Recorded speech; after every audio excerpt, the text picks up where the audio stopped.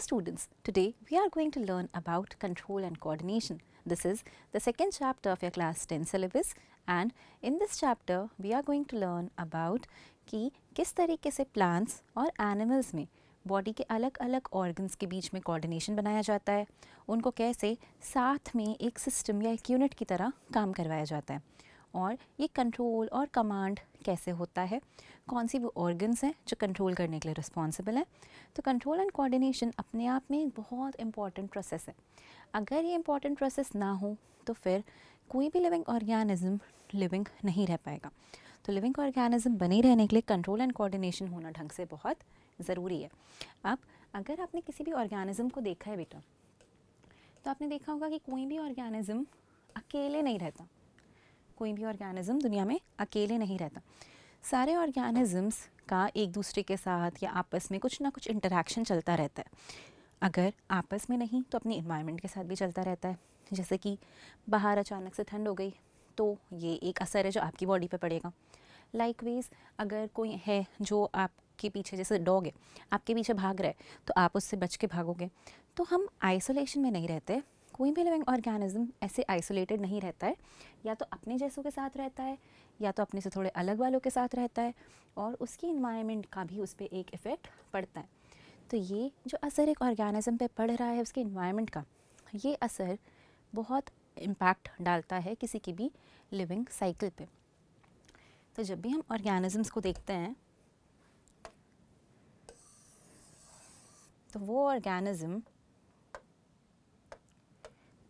अपने चारों तरफ दूसरे दूसरे फैक्टर्स से घिरा हुआ है. कुछ लिविंग फैक्टर्स हो सकते हैं जैसे लिविंग सेल्स या फिर लिविंग ऑर्गेनिजम्स, बायोटिक कंपोनेंट्स, या फिर ये नॉन लिविंग फैक्टर्स हो सकते हैं जैसे एबायोटिक फैक्टर्स. तो चाहे वो बायोटिक फैक्टर्स हों चाहे वो एबायोटिक फैक्टर्स हों, लिविंग ऑर्गेनिज्म पे उसकी इन्वायरमेंट का इम्पैक्ट पड़ना ही पड़ना है. कभी भी उसके इन्वायरमेंट में अगर कुछ चेंज होता है तो ऐसे चेंज को हम कहते हैं स्टिम्युलस. तो स्टिम्युलस क्या है? स्टिम्युलस चेंज है जो उसके एक्सटर्नल इन्वायरमेंट में हो रहा है. तो स्टिम्युलस को हम डिफाइन कर सकते हैं एज एनी चेंज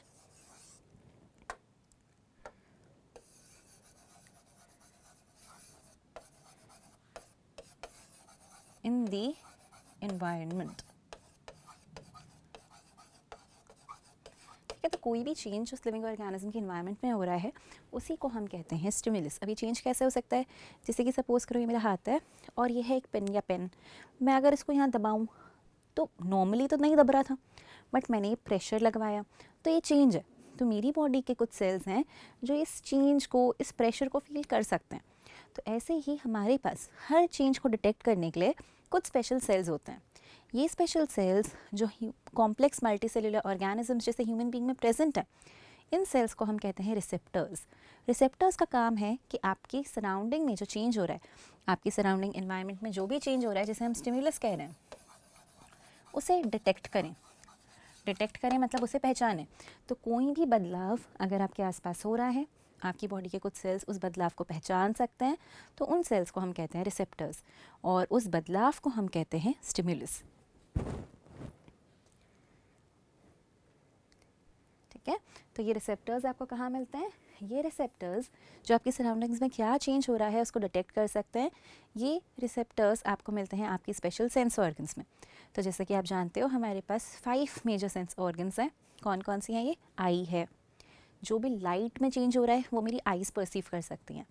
ईयर्स हैं, जो भी साउंड आ रहा है वो मेरे ईयर्स परसीव कर सकते हैं. टेस्ट है, मेरी टंग उसे परसीव कर सकती है. इसके अलावा स्मेल है, कहीं से भी एक खुशबू आएगी तो मेरी नोज़ उसे सेंस कर लेगी. और है टच या प्रेशर.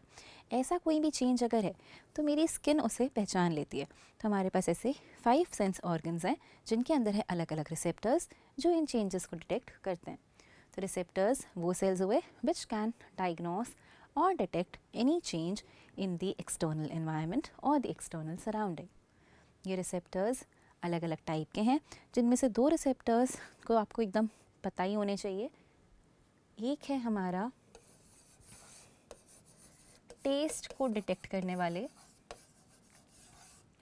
जिन्हें हम कहते हैं गस्टेटरी रिसेप्टर्स. गस्टेटरी रिसेप्टर्स कहाँ प्रेजेंट होंगे? टेस्ट को डिटेक्ट करने हैं तो ये प्रेजेंट होते हैं टंग में, राइट। फिर दूसरे होंगे हमारे ऑल फैक्ट्री रिसेप्टर्स प्रेजेंट होते हैं हमारी नोज़ में और ये करते हैं स्मेल को डिटेक्ट। तो हमारे पास स्मेल को डिटेक्ट करने के लिए हैं ऑल फैक्ट्री रिसेप्टर्स।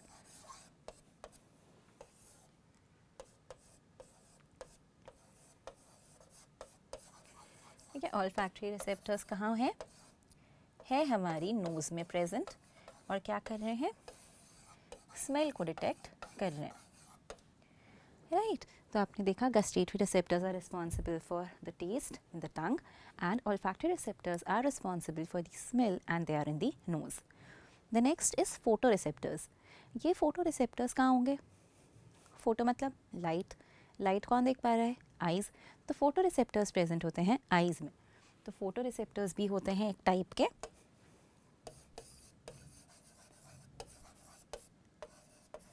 तो फोटो वाले रिसेप्टर्स आपको मिलेंगे आपकी आईज़ में और इनका काम है विजन। तो आप देख पा रहे हो क्या कलर है, उजाला है, अंधेरा है, तो ये इन फोटो रिसेप्टर्स के कारण है। फिर होते हैं कुछ फोनो रिसेप्टर्स। फोनो ईयर से रिजेंबल करता है, तो फोनो रिसेप्टर्स हैं हमारे ईयर्स में। फिर हैं कुछ वो वाले रिसेप्टर्स जो टच को या प्रेशर को झेल सकते हैं, इन्हें हम कहते हैं थिग्मो रिसेप्टर्स। तो ये जो थिग्मो टाइप के या हीट कोल्ड ऐसी चीज़ों को डिटेक्ट करने वाले रिसेप्टर्स हैं, ये प्रेजेंट होते हैं स्किन में। तो ये रिसेप्टर्स कुछ इस तरीके से दिखेंगे आपको। तो टंग में आपके पास टेस्ट बड्स हैं, ये रिसेप्टर्स यहीं पे प्रेजेंट है। तो ये टेस्ट बड्स अलग अलग टेस्ट को पहचानते हैं। ये जो भी टेस्ट है उसकी इन्फॉर्मेशन नर्व्स के थ्रू पहुंचाएंगे आपके ब्रेन तक। वहाँ पर एक सेंटर होगा, वो सेंटर आपको बताएगा कि अच्छा ओके ये टेस्ट तो पहचाना से है, शायद ये केक है। तो ये जो चीज़ आप रिलेट कर पाते हो वो इसलिए कर पाते हो क्योंकि आपके ब्रेन में एक सेंटर है जो इन चीज़ों के लिए रिस्पॉन्सिबल है। तो वो क्या सेंटर है और वो कैसे ये काम करता है हम आज ही देखेंगे हमारे टॉपिक ब्रेन में। तो अभी हमें पता चला कि यहाँ पर गस्टेटरी रिसेप्टर्स हैं। ऐसे ही एक रोज़ मैं आपको दूँ और आप इसकी स्मेल लेने की कोशिश करो, तो जैसे ही आप उसे स्मेल करते हो उसकी स्मेल आपके नोज़ में जाती है। नोज़ में प्रेजेंट ऑल्फैक्टरी एपिथेलियम में जाती है जहाँ ऑल्फैक्टरी रिसेप्टर्स प्रेजेंट है। ये ऑल्फैक्टरी रिसेप्टर्स उसे लेके जाते हैं ऑल्फैक्टरी नर्व के पास। ऑल्फैक्टरी नर्व उसे पहुंचा देती है हमारे सेंट्रल नर्वस सिस्टम में। यहाँ पर फिर से वो सेंटर है जो आपको बता सकता है कि किस चीज़ की स्मेल है और आप तुरंत उसे याद कर लेते हो, अच्छा हाँ ऐसी खुशबू आती है मतलब घर में ये बना है। तो ये जो हमारा दिमाग चलता है खुशबू सूंघते साथ ही घर में क्या बना है, वो इसीलिए चलता है क्योंकि हमारा ब्रेन इस काम में हमारी हेल्प कर रहा है और ब्रेन सारी स्मेल सारे टेस्ट की मेमोरी रखता है कि अच्छा ऐसी आएगी तो ये है, वैसा आएगा तो वो है। तो इसीलिए ना ये चीज़ मालूम होती है। देखो तो ऐसे जितने भी रिस्पॉन्सेज हो रहे हैं जो लिविंग ऑर्गेनिज्म के अंदर हो रहे हैं और लिविंग ऑर्गेनिज्म के अंदर होने ज़रूरी हैं ताकि उनके एक्सटर्नल स्टिमुलाई में जो भी चेंजेस हैं उनके साथ कोऑर्डिनेट किया जा सके, ऐसे सारी चीज़ों को हम कह रहे हैं कंट्रोल एंड कोऑर्डिनेशन। और कॉम्प्लेक्स एनिमल्स में ये चीज़ होनी बहुत ज़रूरी है कि बाहर क्या हो रहा है उसके हिसाब से अंदर की बॉडी अपने आप को एडजस्ट करती रहे ताकि उसका खुद का होम्योस्टैसिस ना बिगड़े। तो ये मेथड कहलाता है कंट्रोल एंड कोऑर्डिनेशन का। अगर हम अपनी बात करें या एनिमल्स की बात करें तो कंट्रोल एंड कोऑर्डिनेशन दो मेजर सिस्टम्स के कारण हो पाता है। पहला सिस्टम है द नर्वस सिस्टम और दूसरा सिस्टम है the endocrine system. Nervous system एक ऐसा सिस्टम है जो पूरा नर्व से बना है, पूरा न्यूरॉन से बना है, और जो हमारा दूसरा है एंडोक्राइन सिस्टम वो ऐसा सिस्टम है जिसमें रिस्पॉन्सिबल हैं बहुत सारे हार्मोन्स। तो एक न्यूरॉन से बना हुआ नर्वस सिस्टम हो गया और एक हार्मोन से बना हुआ एंडोक्राइन सिस्टम हो गया। तो आज हम स्टार्ट करेंगे with the human nervous system. तो अगर मैं नर्वस सिस्टम की बात करूं बेटा, तो नर्वस सिस्टम की जो स्ट्रक्चरल यूनिट है या स्ट्रक्चरल और फंक्शनल यूनिट है उसका नाम है न्यूरॉन। ये जो न्यूरॉन है या नर्व सेल है ये काफ़ी एटिपिकल सा सेल होता है। आप जानते हो थोड़ा लंबा सा होता है, पतले पतले फाइबर जैसा दिखता है। और ये जो हमारा एटिपिकल सा न्यूरॉन है, ऐसे बहुत सारे न्यूरॉन्स साथ में आते हैं, अपने आप को एक्यूमुलेट करते हैं, बनाते हैं सारी नर्व्स, बनाते हैं पूरा ब्रेन, बनाते हैं पूरे स्पाइनल कॉर्ड। तो हमारा पूरा का पूरा नर्वस सिस्टम इन्हीं न्यूरॉन की हेल्प से बना हुआ है। तो चाहे ये हमारा ब्रेन हो, चाहे यहाँ से निकलती हुई स्पाइनल कॉर्ड, या फिर ये सारी यहाँ वहाँ जाती हुई नर्व्स, सब के सब बना है हमारे न्यूरॉन से। तो हमें पता होना चाहिए न्यूरॉन दिखता कैसा है और करता क्या है। तो हम देख लेते हैं स्ट्रक्चर ऑफ न्यूरॉन। देखो, तो न्यूरॉन क्या है? स्ट्रक्चरल और फंक्शनल यूनिट। अब ये न्यूरॉन कैसे दिखेंगे आपको? कुछ इस तरीके का दिखाई देगा। तो जो भी एक सेल के अंदर होता है वो सब आपको न्यूरॉन के अंदर यहाँ दिखने वाला है। तो एक सेल के अंदर न्यूक्लियस होता है तो आपको यहाँ दिख रहा है endoplasmic reticulum, mitochondria, Golgi apparatus। तो जो भी आपके सेल ऑर्गेनल्स हैं वो आपको इसी हिस्से में दिखेंगे। जिस हिस्से में ये दिखते हैं वो इस न्यूरॉन का कहलाता है सेल बॉडी।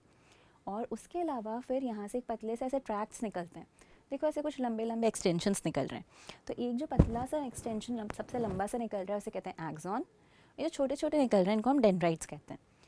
तो ये न्यूरॉन के अलग अलग पार्ट्स होते हैं। हम न्यूरॉन के अलग अलग पार्ट्स को अब डिटेल में देख लेते हैं। तो विद दिस डायग्राम ये चीज़ क्लियर रखना कि एक नॉर्मल सेल ही है।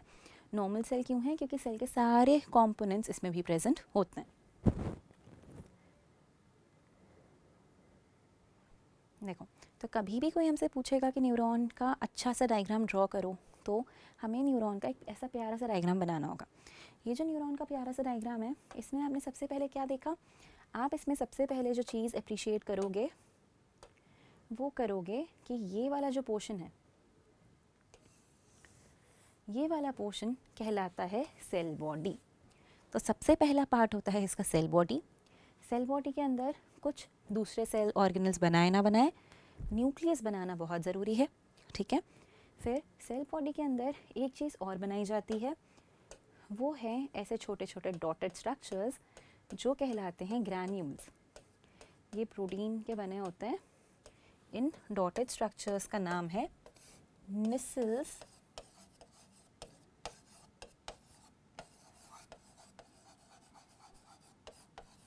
ग्रैन्यूल। तो इसके अंदर आपके जो डॉटेड स्ट्रक्चर्स दिखेंगे वो होंगे निसल्स ग्रैन्यूल। उसके बाद आपको दिखेंगे ऐसे छोटे छोटे हेयर लाइक प्रोजेक्शंस। ये जो छोटे छोटे आपको हेयर लाइक प्रोजेक्शंस दिख रहे हैं, we call these projections as dendrites. तो आपने देखा एक सेल बॉडी थी, उससे बहुत छोटे छोटे माइन्यूट हेयर लाइक प्रोजेक्शंस निकल रहे हैं जिन्हें हम कहते हैं डेंड्राइट्स। इस सेल बॉडी के अंदर we have a nucleus and we have other cell organelles also, and apart from that we have the dotted structures which is known as Nissls granule. In Nissls granule के अलावा एक और पतला सा fibre जैसे project होता हुआ जा रहा है लंबा सा, इसे हम कहते हैं एक्सॉन। और ये एक्सॉन के बाहर इसको प्रोटेक्ट करके या कवर करके रखती है एक स्पेशल शीथ जो कहलाती है माइलिन शीथ। तो इसको माइलिन शीथ कवर करके रखती है। ज़रूरी नहीं है कि सारे एक्सॉन्स पे माइलिन शीथ हो, बट काफ़ी सारे एक्सॉन्स ऐसे होते हैं जिनको जल्दी जल्दी इम्पल्सेस को आगे बढ़ाना होता है या जल्दी मैसेज को आगे भेजना होता है, उनमें ये माइलिन शीथ ज़रूर प्रेजेंट होती है। ये एक्सॉन को प्रोटेक्ट भी कर रही है और इन्फॉर्मेशन को जल्दी आगे पास करने में भी हेल्प कर रही है। जब ये होता है तो इन्फॉर्मेशन डायरेक्टली से जंप कर करके चली जाती है, उसको ऐसा पूरा क्रॉस करके जाना नहीं पड़ता। इसीलिए इनके होने के कारण इन्फॉर्मेशन क्विकली ट्रैवल कर पाती है। इसके बाद अगर आप देखोगे तो आपको दिखेगा एक स्ट्रक्चर या एक पार्ट जिसे हम कह रहे हैं नोड ऑफ रैनवे, ठीक है। तो ये जो रोड ऑफ रैनवे है क्या है? ये वो पोर्शंस हैं एक्सॉन के जहाँ पर माइलिन शीथ एब्सेंट है। तो अगर माइलिन शीथ प्रेजेंट है तो माइलिन शीथ कंटिन्यूस तो है नहीं, कुछ गैप्स हैं। तो ये जो कुछ गैप्स हैं जहाँ वो एब्सेंट होती है उसे हम कहते हैं नोड ऑफ रैनवियर। तो नोड ऑफ रैनवियर वहाँ प्रेजेंट होता है जहाँ पर हमारी माइलिन शीथ एब्सेंट है। उसके बाद ये एक्सॉन एंड होगा। जब ये एंड होगा तो ये कहलाएंगे एक्सॉन टर्मिनल्स। एक्सॉन टर्मिनल्स को हम टीलोडेंड्रिया भी कहते हैं कई बार। और इन एक्सॉन टर्मिनल्स के एंड पे कुछ ऐसे राउंडेड स्ट्रक्चर्स भी प्रेजेंट होंगे। तो ये जो राउंडेड स्ट्रक्चर्स इनके एंड में प्रेजेंट होते हैं इन्हें हम कहते हैं साइनैप्टिक नोब। क्या कहते हैं इन्हें हम? Synaptic knob. साइनैप्टिक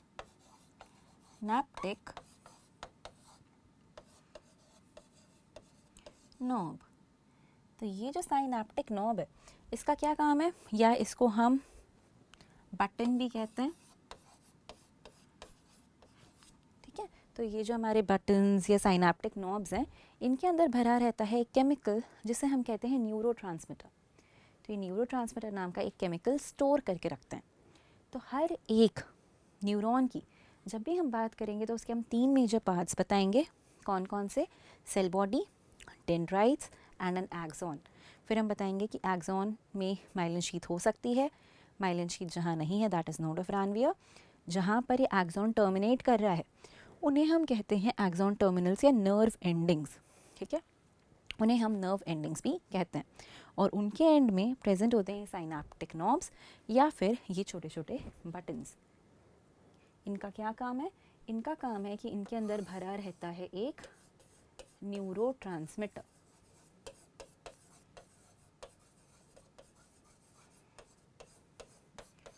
तो ये न्यूरोट्रांसमीटर कहाँ पे होगा? ये न्यूरोट्रांसमीटर प्रेजेंट होगा इन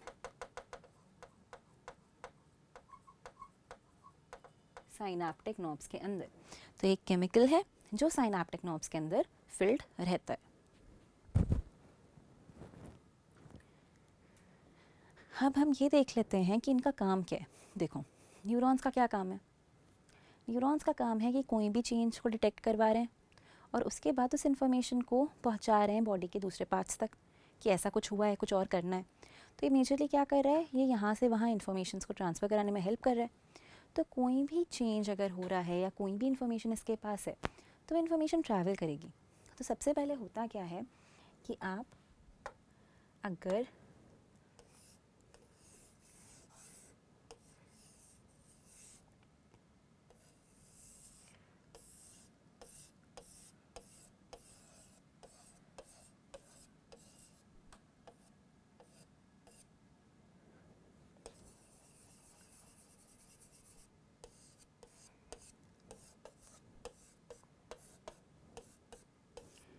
ऐसे देखो तो हम न्यूरॉन का ऐसा एक स्ट्रक्चर बना सकते हैं, राइट। तो ये एक न्यूरॉन हुआ। अब क्या होता है, ये डेंड्राइट्स ना सारे इकट्ठे होकर रहते हैं वहाँ पर जहाँ पर ये हमारे रिसेप्टर्स हैं। तो ये डेंड्राइट्स क्या करते हैं, ये जहाँ पे होते हैं ये डिटेक्ट करते हैं कि क्या स्टिमुलस आया है। तो सपोज़ करो कि यहाँ पर एक स्टिमुलस आया, ये स्टिमुलस है जैसे ही अराइव होगा हमारे डेंड्राइट्स उसको रीड करेंगे कि अच्छा कुछ चेंज है, कुछ चेंज है। जैसे ही इनको कुछ चेंज दिखेगा, इस चेंज की इन्फॉर्मेशन को ये लोग इलेक्ट्रिसिटी के फॉर्म में या एक इलेक्ट्रिकल सिग्नल के फॉर्म में यहाँ से आगे भेजना शुरू करेंगे। तो वो इम्पल्स जो जनरेट हुआ है वो इलेक्ट्रिसिटी के फॉर्म में ट्रैवल करेगा और वो ट्रैवल करेगा पूरे के पूरे न्यूरॉन के एंड तक। तो जो भी इनने चीज़ डायग्नोस करी या डिटेक्ट करी कि हाँ ये पर्टिकुलर चीज़ है, उसका स्टिमुलस जैसे ही अराइव होगा डेंड्राइट में स्टार्ट होगा एक इलेक्ट्रिकल मैसेज, और ये electrical message will travel through out the neuron. वो पूरे न्यूरॉन में ट्रैवल करेगा। It will reach the nerve ending. तो नर्व एंडिंग तक पहुंचने तक ये इलेक्ट्रिसिटी के फॉर्म में ट्रैवल कर रहा है। जैसे ही नर्व एंडिंग पे पहुंचता है, इसके बाद प्रेजेंट होगा हमारा दूसरा न्यूरॉन। तो वो दूसरा न्यूरॉन यहाँ पर प्रेजेंट है। अब वो दूसरा न्यूरॉन इससे एग्जैक्ट चिपका हुआ नहीं था, थोड़ी सी दूरी पर था।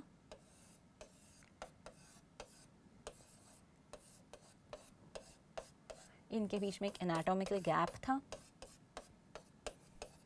थ्रू आउट जॉइंट ये नहीं है। तो इनके बीच में गैप होने के कारण ये इलेक्ट्रिकल सिग्नल इस गैप को क्रॉस नहीं कर पाते।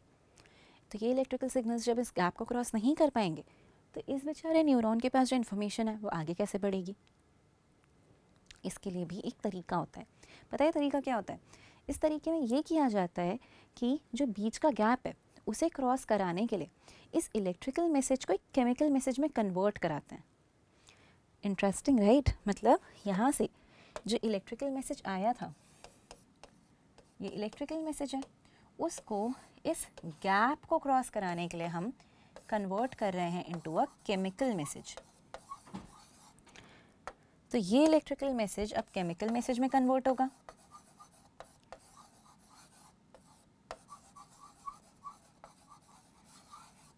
और ये जो केमिकल मैसेज में कन्वर्ट कराने का काम है, पता है ये कौन करेगा? ये करेगा आपका अपना न्यूरोट्रांसमीटर। वो न्यूरोट्रांसमीटर जो यहाँ भरा बैठा है वो यहाँ से रिलीज़ होगा, इस मैसेज को इलेक्ट्रिकल से केमिकल में कन्वर्ट करेगा। तो मैं इसको ऐसे भी लिख सकती हूँ कि इलेक्ट्रिकल मैसेज है, ये केमिकल मैसेज में कन्वर्ट हो रहा है, किसके कारण कन्वर्ट हो रहा है? ये कन्वर्ट हो रहा है न्यूरोट्रांसमीटर के कारण।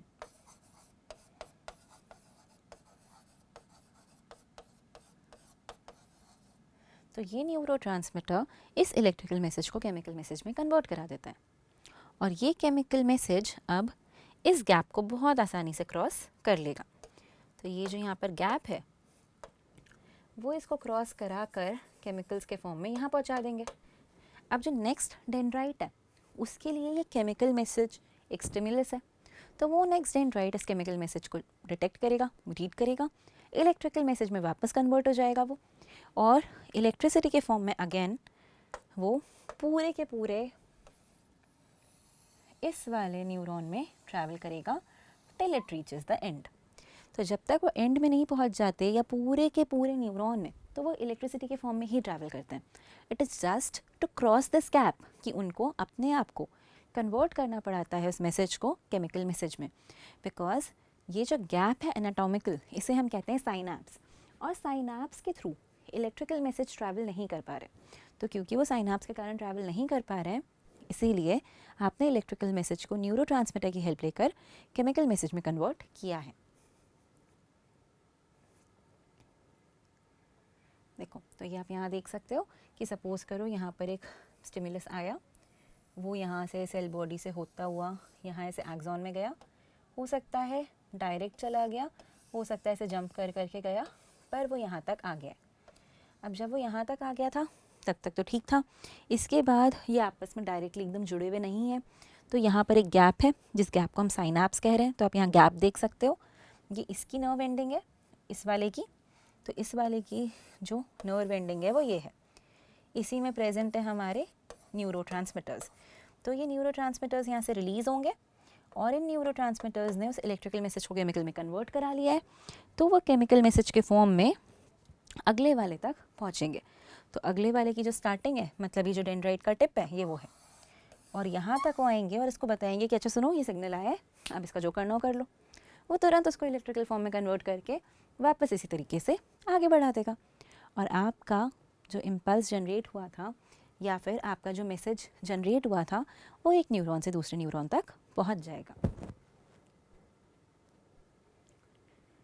तो यहाँ फिर मैंने आपके लिए वही लिखा है कि जो डेंड्राइट्स हैं वो मेजरली क्या कर रहे हैं, तो हम स्टेप बाय स्टेप देख लेते हैं।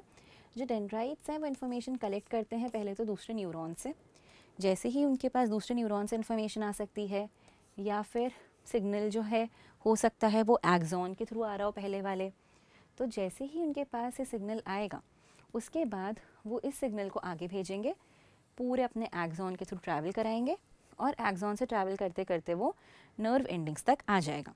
तो जैसे ही वो एक्सॉन टर्मिनल्स में पहुँचेगा, एक्सॉन टर्मिनल्स में पहुँचने के बाद यहाँ पर एक स्मॉल गैप होगा, इस गैप को हम कह रहे हैं साइनैप्स। तो साइनैप्स या साइनैप्टिक क्लेफ्ट, ये साइनैप्टिक क्लेफ्ट एक गैप होता है जो प्रेजेंट है दो न्यूरॉन्स के बीच में। तो ऐसा जो स्मॉल गैप दो न्यूरॉन्स के बीच में प्रेजेंट है उसे हम कहते हैं साइनैप्टिक क्लिफ्ट। तो साइनैप्टिक क्लिफ्ट से जैसे ही पहुंचेगा वहाँ पर एक्सॉन टर्मिनल में या नर्व एंडिंग्स में जो हमारे न्यूरोट्रांसमीटर्स हैं वो रिलीज़ होंगे और वो इनको यहाँ पर पहुँचा देंगे। ये न्यूरोट्रांसमीटर्स इलेक्ट्रिकल मैसेज को केमिकल फॉर्म में कन्वर्ट करेंगे और अगले डेंड्राइट के सरफेस तक पहुँचाएंगे ताकि वो उसको आगे कैरी फॉरवर्ड कर सके। तो इस तरीके से कोई भी इंफॉर्मेशन हमारे पूरे न्यूरॉन की हेल्प से ट्रैवल करती है। अब इसे देखो आप, तो मुझे बताओ कभी तो ऐसा होगा ना कि न्यूरॉन के बाद न्यूरॉन नहीं है और न्यूरॉन के बाद मसल है, क्योंकि अल्टीमेटली जो भी मूवमेंट कराना है वो तो मसल को ही कराना है। तो कभी तो आपको ये मैसेज ले जाके मसल को देना पड़ेगा कि सुनो रिलैक्स करो, सुनो कॉन्ट्रैक्ट करो, तो अल्टीमेटली तो उसी को काम कराना है। तो ये मैसेज जब उस तक पहुंचता है तो मतलब आखिरी न्यूरॉन ये मैसेज मसल को देने वाला है। तो आखिरी न्यूरॉन के बीच में और मसल के बीच में जो जंक्शन होता है उस जंक्शन को हम कहते हैं न्यूरोमस्कुलर जंक्शन। तो यहाँ पर प्रेजेंट होगा न्यूरोमस्कुलर जंक्शन। तो जैसे ये एक्सॉन था आखिरी, उसके बीच में और इस मसल के बीच में जो जंक्शन बन रहा है, इसी जंक्शन को हम न्यूरोमस्कुलर जंक्शन या NMJ कहते हैं। तो देखो ये है हमारा न्यूरॉन, ये है हमारा मसल। तो न्यूरॉन और मसल के बीच का जंक्शन न्यूरोमस्कुलर जंक्शन कहलाएगा। तो ये क्या है, ये गोले गोले, ये हैं आपके न्यूरोट्रांसमीटर्स, ठीक है। ये क्या है, ये है आपका साइनेप्टिक क्लेफ्ट, वो खाली गड्ढा जो है। ये क्या है, ये है आपका मसल। ये क्या है, ये है आपका एक्सॉन टर्मिनल। इस तरीके से एक होता है प्री साइनेप्टिक टर्मिनल, मतलब साइनेप्टिक क्लेफ्ट से पहले वाला। एक होता है पोस्ट साइनेप्टिक, तो पोस्ट साइनेप्टिक मतलब साइनेप्टिक क्लेफ्ट के बाद वाला। बीच में होता है साइनेप्टिक क्लेफ्ट, जहाँ पे रिलीज़ हो रहे हैं न्यूरोट्रांसमीटर्स। तो इस तरीके से इन्फॉर्मेशन फाइनली मसल तक पहुँच जाएगी। मसल को अगर बोला होगा कॉन्ट्रैक्ट करो, तो वो अपने आप को शॉर्ट करेगी, फिर रिलैक्स करेगी। तो जो भी इन्फॉर्मेशन उसको दी होगी उस तरीके से वो एक्शन करवाएगी।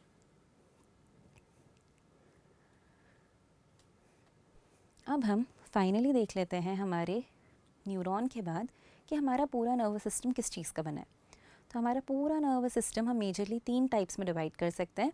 पहला कहलाता है the central nervous system. Central nervous system में 2 चीज़ें आएंगी बेटा, एक आएगा ब्रेन, एक आएगा स्पाइनल कॉर्ड, मतलब कंट्रोलिंग और कमांडिंग वाली ऑर्गन्स। तो सारी चीज़ों को कंट्रोल कर रहा है ब्रेन या फिर स्पाइनल कॉर्ड। तो सेंट्रल नर्वस सिस्टम में बीचों बीच ब्रेन है और पीछे वर्टेब्रल कॉलम के अंदर स्पाइनल कॉर्ड है। तो सीएनएस के 2 ऑर्गन्स या 2 पार्ट्स, ब्रेन और स्पाइनल कॉर्ड। दूसरा है पेरिफेरल नर्वस सिस्टम। पेरिफेरी मतलब आजू बाजू। तो सीएनएस से निकलती हुई जो भी चीज़ें होंगी वो सारी पेरिफेरल नर्वस सिस्टम में आएंगी। तो क्या आएंगी, ब्रेन से या क्रेनियम से निकलने वाली नर्व्स। तो जितनी भी नर्व्स हैं जो ब्रेन से निकल रही हैं उन्हें हम क्रेनियल नर्व्स कहते हैं, और जो स्पाइनल कॉर्ड से निकल रही हैं ये लोअर बैक से, उन्हें हम कहते हैं स्पाइनल नर्व्स। तो हमारे पास 12 पेयर ऑफ क्रेनियल नर्व्स हैं और हमारे पास 31 पेयर ऑफ स्पाइनल नर्व्स भी हैं। तो ये क्रेनियल नर्व्स मतलब ब्रेन के साइड से निकलने वाली, और स्पाइनल नर्व्स मतलब स्पाइनल कॉर्ड के थ्रू निकलने वाली। तो सेंट्रल नर्वस सिस्टम के बाद आता है पेरिफेरल नर्वस सिस्टम। तीसरा है हमारा autonomous nervous system. Autonomous nervous system responsible है हमारे इंटरनल ऑर्गन्स के लिए जो हमारे कंट्रोल में नहीं होते, मेजरली इनवॉलंटरी ऑर्गन्स हैं। इसके अंदर भी 2 आते हैं, एक सिंपैथेटिक, एक पैरासिम्पैथेटिक। ये दोनों एक दूसरे के एग्जैक्ट ऑपोजिट एक्शंस करते हैं और ओवरऑल साथ में मिलाकर बैलेंस बना के रखते हैं। तो हम एक एक करके इन तीनों को डिटेल में देखते हैं। सबसे पहले हम देखेंगे हमारा ह्यूमन ब्रेन। तो ये जो स्ट्रक्चर आप देख रहे हो ये ह्यूमन ब्रेन का स्ट्रक्चर है। हमारा ब्रेन एक बहुत ही कॉम्प्लेक्स ऑर्गन है, इतना कॉम्प्लेक्स कि इसके हर पार्ट का अलग काम है और इसके अंदर सारी चीज़ें साथ में मिली हुई हैं। तो ब्रेन तक जो भी इंफॉर्मेशन जाती है उसके वो बहुत प्रोसेस किया जाता है, इसके बारे में बहुत सोचा जाता है, समझा जाता है, उसके बाद कुछ होता है। तो ये जो हमारा ब्रेन है इसको हमने कहाँ रखा है, एकदम प्रोटेक्ट करके स्कल यानी क्रेनियम के अंदर। ये जो हमारा स्कल या क्रेनियम है ये 8 बोन्स का बना है और इन 8 बोन्स के अंदर हमारा ब्रेन को छुपा के रखा है हमने। छुपा के क्यों बोल रही हूँ, इसीलिए बोल रही हूँ क्योंकि सबसे पहले तो स्कैल्प है जिसमें से हेयर उग रहे हैं। स्कैल्प के बाद है हमारी स्कल की बोन, तो ये हमारी बोन हुई। बोन के बाद प्रेजेंट होती हैं 3 अलग अलग मेनिंजेस। मेनिंजेस मतलब ब्रेन को कवर करके या सराउंड करके रखने वाली लेयर्स। तो सबसे बाहर की तरफ होती है ड्यूरा मैटर। तो सबसे बाहर एक ड्यूरा मैटर की लेयर होगी। तो यहाँ से अगर आप अप्रिशिएट कर पाओ तो प्लीज़ इसको ध्यान से देखो। तो ये है हमारी बाहर वाली ड्यूरा मैटर। तो सबसे बाहर प्रेजेंट होगी ड्यूरा मैटर। तो सबसे बाहर है ड्यूरा मैटर, ठीक है। तो सबसे बाहर हुई ड्यूरा मैटर। ड्यूरा मैटर के बाद अंदर है हमारी एरिकनॉइड मैटर। तो ड्यूरा मैटर के बाद जो नेक्स्ट आती है वो है एरिकनॉइड मैटर। तो इस वाले डायग्राम में भी देख सकते हो ये जो ग्रे ग्रे है ये ड्यूरा मैटर थी। फिर ये जो है ये है एरिकनॉइड मैटर, ये वाली ग्रे, और ये जो सबसे अंदर है ये है हमारी पाया मैटर। तो हमारे पास 3 मेनिंजेस हैं जो ब्रेन को सराउंड करके रख रही हैं, ड्यूरा मैटर, एरिकनॉइड मैटर और पाया मैटर। तो सबसे बाहर है सबसे दूर तो ड्यूरा, फिर अंदर वाली एरिकनॉइड और सबसे अंदर वाली पिया मैटर या पाया मैटर। तो ये है हमारे ब्रेन की 3 मेनिंजेस। तो ब्रेन बनाया है अगर हमने यहाँ पे यूँ तो हम 1, 2, 3 भी बना सकते हैं। तो ड्यूरा, एरिकनॉइड और पाया मैटर। और ये है अंदर हमारा ब्रेन। और इसके ऊपर क्या है, इसके ऊपर है स्कल। तो ऊपर स्कल, नीचे फिर ये 3 मेनिंजेस, और इनके अंदर रहता है हमारा ब्रेन, ताकि वह एकदम सेफ एंड साउंड रह सके। यहाँ पर बीच में कुछ फ्लूइड भी भरे रहते हैं। ये जो फ्लूइड भरे रहते हैं इनका नाम है सेरेब्रोस्पाइनल फ्लूइड। सेरेब्रोस्पाइनल फ्लूइड का काम है कि वो ब्रेन को एक कुशन प्रोवाइड करे, ताकि कोई भी इंजरी ब्रेन तक ना पहुँचे, कोई भी प्रेशर डायरेक्टली ब्रेन तक ना पहुँचे। तो इसीलिए यहाँ पर एक फ्लूइड भरा रहता है। जब भी आपके ब्रेन को हिट होता है या स्कल को हिट होता है तो वो सारे प्रेशर को डिस्ट्रीब्यूट करता है इक्वली, ताकि अंदर कोई डैमेज ना हो। तो ये तीनों लेयर्स कहलाती हैं हमारी मेनिंजेस। और ये जो फ्लूइड भरा दिख रहा है आपको ब्लू ब्लू, ये फ्लूइड कहलाता है हमारा सेरेब्रोस्पाइनल फ्लूइड। तो सेरेब्रोस्पाइनल फ्लूइड का क्या काम है कि ये शॉक अब्जॉर्प्शन का काम करता है। तो ये ब्रेन के ऊपर कुशन की तरह प्रेजेंट है, और ये कोई भी शॉक को, कोई भी एक्सटर्नल प्रेशर को डायरेक्ट ब्रेन तक पहुंचने नहीं देगा। नेक्स्ट है कि हमारे ब्रेन के क्या क्या पार्ट्स होते हैं। तो देखो, हमारा ब्रेन एनाटॉमिकली 3 मेजर पार्ट्स में डिवाइडेड है। पहला पार्ट है फोर ब्रेन, दूसरा है मिड ब्रेन, और तीसरा है हाइंड ब्रेन। फोर ब्रेन की जब भी मैं बात करूँगी तो आप देखोगे कि ऊपर आपको ब्रेन में ऐसे बहुत सारी फोल्डिंग्स और ऐसे ग्रूव्स और ऐसे सल्काए मिलते हैं। तो ये ना आपका आधा ही ब्रेन है। मतलब ये जैसे मेरा ब्रेन है होगा अंदर, तो वह पूरा मैं ऐसे बाहर निकालूँ अगर, और उसको हम अपन बीच में से ऐसे आधा आधा काट दें, तो ये आधा है। आपको आधा दिख रहा है, अंदर का साइड खुला हुआ, तो ये आधा रखा हुआ है, अंदर का साइड खुला हुआ है। तो ऊपर ये जो आपको सल्कस या गाइरस ये जो दिखाई दे रहे हैं, कैसे फोल्ड्स वगैरह हैं, ये हमारे फोर ब्रेन का पार्ट है। तो हमारे फोर ब्रेन के 3 मेजर पार्ट्स होते हैं, सेरेब्रम, थैलेमस और हाइपोथैलेमस। सेरेब्रम के अंदर ये वाला रीजन आता है फोल्डिंग्स वाला, जिसे हम कहते हैं सेरेब्रल कॉर्टेक्स। फिर इसके बाद जो हमारा सेकेंड पार्ट होता है वो होता है मिड ब्रेन। तो ये है हमारा मिड ब्रेन का रीजन। और फिर जो तीसरा पार्ट होता है वो होता है हाइंड ब्रेन। तो ये जो आपको यहाँ पे दिखाई दे रहे हैं, ये हमारे हाइंड ब्रेन के पार्ट्स हैं। तो ये हमारा हाइंड ब्रेन है। तो हमारे पास 3 मेजर पार्ट्स हैं ब्रेन के, फोर ब्रेन, मिड ब्रेन और हाइंड ब्रेन। फोर ब्रेन पहला पार्ट है सेरिब्रम, बहुत इंपॉर्टेंट पार्ट है। क्यों? क्योंकि आप जितने भी वॉलंटरी एक्शंस कर रहे हो, जो भी चीज़ें सोच समझ के बोल रहे हो, सोच समझ के कर रहे हो, सारे के सारे वॉलंटरी एक्शंस सेरिब्रम कराता है। आप जितने भी वॉलंटरी एक्शंस कर रहे हो, चाहे सोच के कर रहे हो, समझ के कर रहे हो, जो भी वॉलंटरी एक्शंस मतलब अपनी इच्छा से काम कर रहे हो, वो सारे एक्शंस सेरिब्रम कराता है। तो सेरेब्रम हमारा मेन थिंकिंग पार्ट है।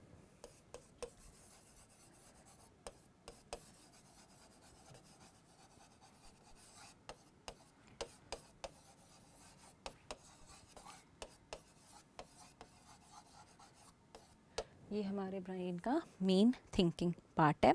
ये कराता है सारे वॉलंटरी एक्शंस।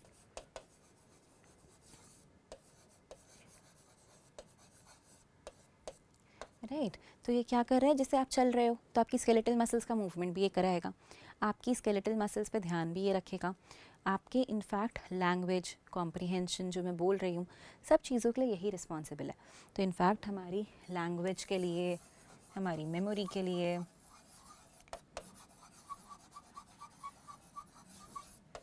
जो पार्ट रिस्पॉन्सिबल है वो है सेरिब्रम। तो सेरेब्रम सारे वॉलंटरी एक्शंस कराता है, लैंग्वेज का कॉम्प्रिहेंशन, मेमोरी, सारे के सारे इसी के काम है। तो एक ये है हमारा बहुत इम्पॉर्टेंट पार्ट। इसके अलावा जो नेक्स्ट पार्ट है वो है थैलेमस। सो थैलेमस एक ऐसा पार्ट है जो इन सारे एक्शंस को प्रिसाइजली कराता है या ढंग से करवाता है। तो थैलेमस भी मोर और लेस हमारे वॉलंटरी एक्शंस के लिए रिस्पॉन्सिबल है। हमारे अंदर आपको क्लियरली थैलेमस वाला पार्ट नहीं समझ आएगा, बट थैलेमस करके भी एक पोर्शन रहता है। फिर एक है जिसका नाम है हाइपोथैलेमस। तो अब अगर आप हाइपोथैलेमस देखो तो ये हाइपोथैलेमस यहाँ पर रहता है। तो ये जो हाइपोथैलेमस है, मतलब थैलेमस के जस्ट नीचे, तो इसको अगर हम थैलेमस कह रहे हैं तो इसके जस्ट नीचे हाइपोथैलेमस है। ये जो हमारा हाइपोथैलेमस है ये एक बहुत ही इंपॉर्टेंट पार्ट है। क्यों इंपॉर्टेंट पार्ट है? क्योंकि हाइपोथैलेमस काफ़ी सारी चीज़ें करा रहा है। पहली चीज़ जो सबसे इम्पॉर्टेंट है जो हाइपोथैलेमस कराता है वो है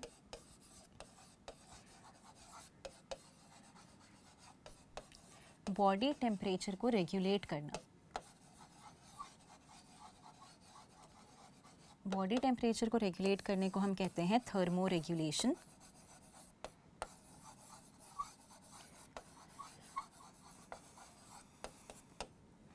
और तो और आपको पता है आपको कब भूख लग रही है, आपका कब पेट भर गया, आपको प्यास लग रही है, आपको प्यास नहीं लग रही है, ये बताने का काम भी आपका हाइपोथैलेमस ही करता है। तो हम कहते हैं कि हाइपोथैलेमस में लोकेटेड है थर्स्ट एंड हंगर का सेंटर। तो भूख प्यास क्या लग रही है, कितनी लग रही है, ये भी हाइपोथैलेमस को ही जज करना है, उसी को बताना है। तो थर्स्ट और हंगर का सेंटर भी लोकेटेड होता है हाइपोथैलेमस में। टेम्परेचर भी यही रेगुलेट करता है। और तो और अभी जब आप चैप्टर में आगे बढ़ोगे तो आपको पता चलेगा कि हाइपोथैलेमस में कुछ स्पेशल सेल्स हैं जिन्हें हम कह रहे हैं उसके न्यूक्लियाई। ये जो स्पेशल न्यूक्लियाई हैं उसके अंदर ये सिक्रीट करते हैं कुछ स्पेशल केमिकल्स भी जिन्हें हम कहते हैं हार्मोन्स। तो फिर ये एंडोक्राइन ग्लैंड की तरह भी बिहेव करता है और कुछ स्पेशल केमिकल्स हार्मोन्स भी रिलीज़ करता है। तो ये वाले काम तो अलग करा रहा है, साथ साथ कुछ हार्मोन्स भी रिलीज़ कराता है। ऐसे ही हमारे फोर ब्रेन में प्रेजेंट होते हैं कुछ स्पेशल रीजन्स जिन्हें हम कहते हैं एसोसिएशन एरियाज़। ये रीजन ना ही मोटर है ना ही सेंसरी है, तो इन रीजन्स को हम एसोसिएशन एरियाज़ कहते हैं। हमारा विजुअल सेंटर, हमारा हियरिंग सेंटर, हमारा टेस्ट का सेंटर, ये सारे सेंटर्स जो हमारे सेंस ऑर्गन्स वाले हैं ये सारे प्रेजेंट होते हैं हमारे ब्रेन के फोर ब्रेन वाले रीजन में ही। तो जो भी इंफॉर्मेशन आ रही है ना इन टेस्ट बड से, इस नोज़ के एपिथेलियम से, रिसेप्टर्स की हेल्प से, वो सब फोर ब्रेन में ही जा रही है क्योंकि फोर ब्रेन में ही इन सब के सेंटर्स प्रेजेंट हैं। तो ये भी हमारे फोर ब्रेन का ही काम है। नेक्स्ट है मिड ब्रेन। मिड ब्रेन कोई स्पेसिफिक फंक्शन ऐसा अलग से नहीं करता है, ये फोर ब्रेन को हाइंड ब्रेन से कनेक्ट करके रखने का काम करता है। और इसके बाद है हमारा हाइंड ब्रेन। हाइंड ब्रेन में आते हैं सेरिबेलम, मेड्यूला ऑब्लोंगेटा और पॉन्स। जिसमें से सेरिबेलम, इसका नाम सुन के आपको सेरिब्रम के साथ कंफ्यूज नहीं होना है। सेरिब्रम हमारे ब्रेन का सबसे बड़ा पार्ट है जो कि फोर ब्रेन का हिस्सा है। सेरिबेलम ब्रेन का छोटा सा पार्ट है, पेड़ जैसा दिखता है, तो ये कुछ ऐसे पेड़ से दिखने वाला पार्ट है, इसीलिए इसको ट्री ऑफ लाइफ भी कहते हैं। तो ये जैसे ट्री ऑफ लाइफ या ऐसे ट्रीज से जैसे दिखने वाला पार्ट होता है ब्रेन में, इसे सेरिबेलम कहा जाता है।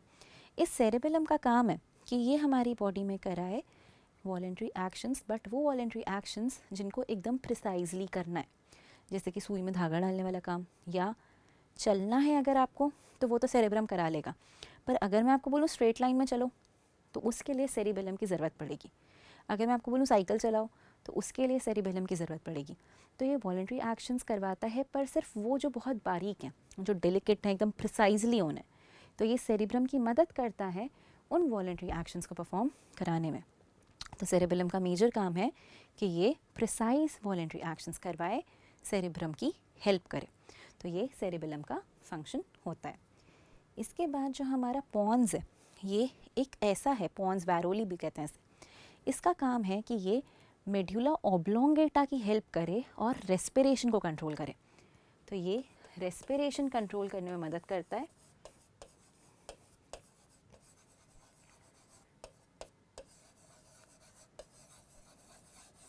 किसकी मदद करेगा?